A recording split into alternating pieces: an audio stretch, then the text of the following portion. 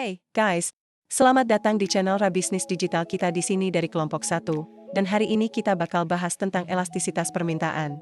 So, sebelum memulai di sini kelompok 1 ada 5 anggota, yang bernama Erika Megananda, Ilsar Nanda Pradana, Widyastuti Nursitiva, Adlina Triani Agustin dan Alivina Azra Amalia Suri.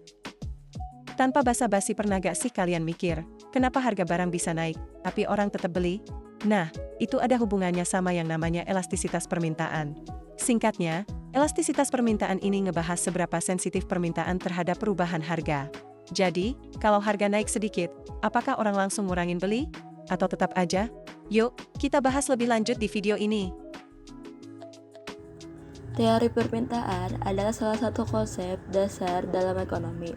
Secara sederhana, teori ini menjelaskan hubungan antara harga suatu barang dengan jumlah barang yang diminta oleh konsumen.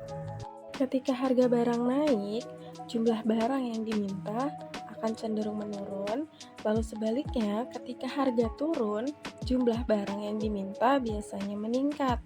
Fenomena ini dikenal sebagai hukum permintaan.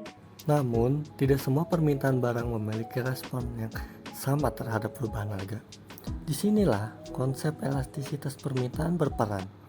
Elastisitas permintaan mengukur seberapa besar perubahan jumlah barang yang diminta akibat perubahan harga. Jika permintaan suatu barang sangat sensitif terhadap perubahan harga, kita menyebutnya sebagai barang elastis.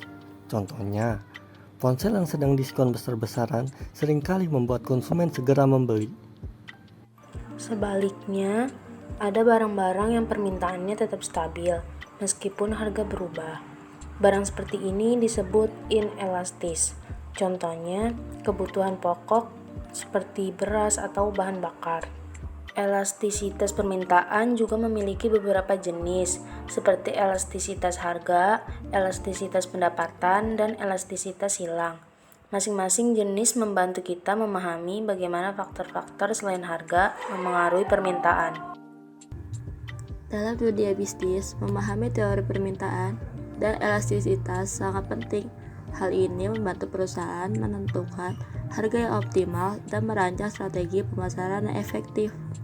Misalnya, jika sebuah perusahaan tahu bahwa produknya memiliki permintaan yang elastis, maka memberikan diskon dapat meningkatkan volume penjualan secara signifikan.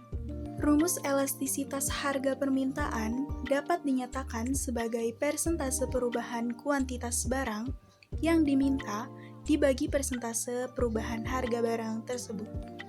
Dengan memahami elastisitas, kita bisa memprediksi bagaimana konsumen bereaksi terhadap perubahan harga sehingga membantu membuat keputusan yang lebih tepat dalam ekonomi dan bisnis.